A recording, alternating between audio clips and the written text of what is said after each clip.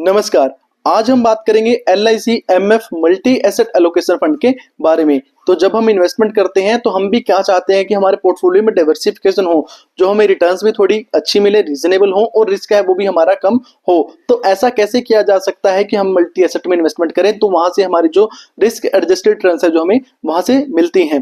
तो ऐसे में म्यूचुअल फंड्स में मल्टी एसेट एलोकेशन फंड एक कैटेगरी बनाई गई है जो फंड्स जो है मल्टी एसेट्स में इन्वेस्टमेंट करते हैं, इक्विटी, डेट और कमोडिटीज में जो इन्वेस्टमेंट करते हैं। जिस तरीके से इन्वेस्टर जो है इनडायरेक्टली इस फंड में इन्वेस्टमेंट करके मल्टी एसेट्स में इन्वेस्टमेंट कर सकते हैं। तो जानेंगे आज इस वीडियो में फंड के बारे में, डिटेल में बात करेंगे और जानेंगे किन निवेशकों के लिए फंड कैसा है। इन्फॉर्मेशन, डॉक्यूमेंटेशन, प्रेजेंटेशन का लिंक डिस्क्रिप्शन बॉक्स में मैं आपको दे दूंगा।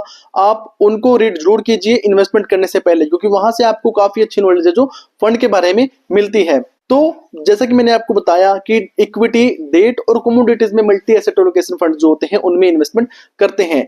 इक्विटी में ग्रोथ के लिए कि वहां से रिटर्न जो अच्छे जनरेट किए जाए। डेट में रिस्क थोड़ा कम हो जाता है, जहां से हमें एक गारंटेड रिटर्न है जो जनरेट होते हैं डेट सिक्योरिटीज में। और कमोडिटीज में भी इन्वेस्टमेंट जो है की जाती है। तो हम अगर बात करें रिटर्न्स के बारे में, तीनों कैटेगरीज, तीनों एसेट्स के रिटर्न्स के बारे में बात करें तो 2010 में गोल्ड ने रिटर्न्स डिलीवर की थी 22.8% की रिटर्न्स, और इक्विटी ने 14.2% की और डेट 4.9% की रिटर्न्स जो है डिलीवर की थी। वहीं 2011 में 31.1% की गोल्ड ने रिटर्न्स डिलीवर की, डेट ने 6.9% की और इक्विटी मार्केट्स ने 26.8% की नेगेटिव रिटर्न्स जो है डिलीवर की थी। तो ये आपको प्रेजेंटेशन में देखने को मिल जाएगा। वहीं हम बात करें 2024 के बारे में तो यहाँ पर भी गोल्ड ने पॉजिटिव रिटर्न्स सबसे ज्यादा जनरेट की है, डिलीवर की है। 20.3% की रिटर्न्स डिलीवर की 2024 में, 16% की रिटर्न्स इक्विटी ने डिलीवर की और वहीं 9.1% की डेट क्लासेस ने, डेट सेगमेंट में। तो गोल्ड एक हमारा ट्रेडिशनल इन्वेस्टमेंट का तरीका है। बहुत पुराने टाइम से ही हम जो है गोल्ड में बहुत विश्वास रखते हैं, और जैसा कि आपको बताया कि गोल्ड एक सेफेस्ट तरीका जो है माना जाता है। तो ऐसे में गोल्ड में भी निवेश करना आपके लिए बहुत फायदेमंद होता है। स्कीम का बेंचमार्क जो होगा 65% Nifty 500 total return index, 25% Nifty composite debt index और 10% प्राइस ऑफ डोमेस्टिक गोल्ड।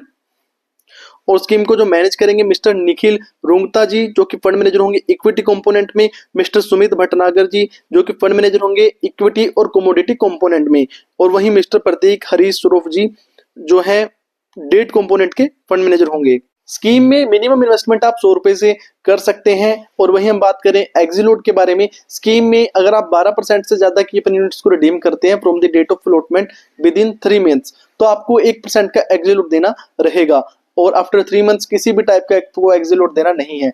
यानी कि 3 महीने में अगर आप अपनी यूनिट्स को 12% तक रिडीम करते हैं तो आपको नील एग्जीलोट रहेगा, किसी भी प्रकार का एग्जीलोट देना नहीं रहेगा।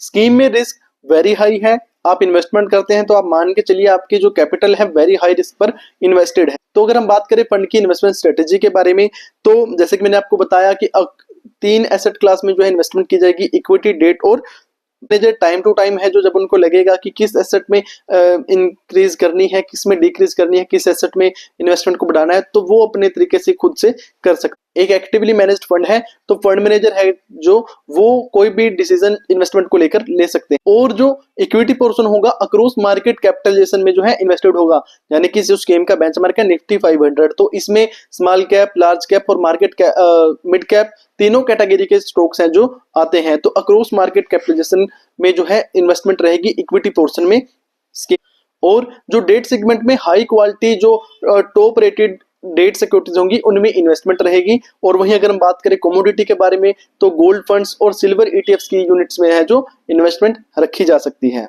तो अब हम बात करें किन निवेशकों के लिए फंड सुइटेबल है। तो सबसे पहले मैं आपको एक चीज बता दूं, फंड में इक्विटी, फिक्स्ड इनकम और कमोडिटीज में इन्वेस्टमेंट रहेगी। तो जहां पर आपका जो है रिस्क डाइवर्सिफाई हो जाता है। जो निवेशक चाहते हैं कि रिस्क एडजस्टेड रिटर्न जनरेट करना, जो चाहते हैं कि उनको हर एक एसेट क्लास में इन्वेस्टमेंट का फायदा मिले, रिस्क भी कम हो, तो ऐसा जो है हर अलग अलग एसेट क्लास में इन्वेस्टमेंट करके ही हो सकता है। तो उन निवेशकों के लिए ये फंड सुइटेबल है जो चाहते हैं रिस्क एडजस्टेड रिटर्न जनरेट करना, तो उन फंड निवेशकों के लिए फंड सुइटेबल है। इन्वेस्टर्स जो सोचते हैं 3 साल से ज्यादा के अपनी इन्वेस्टमेंट होरिजन रखते हैं, उन निवेशकों के लिए फंड सुइटेबल है।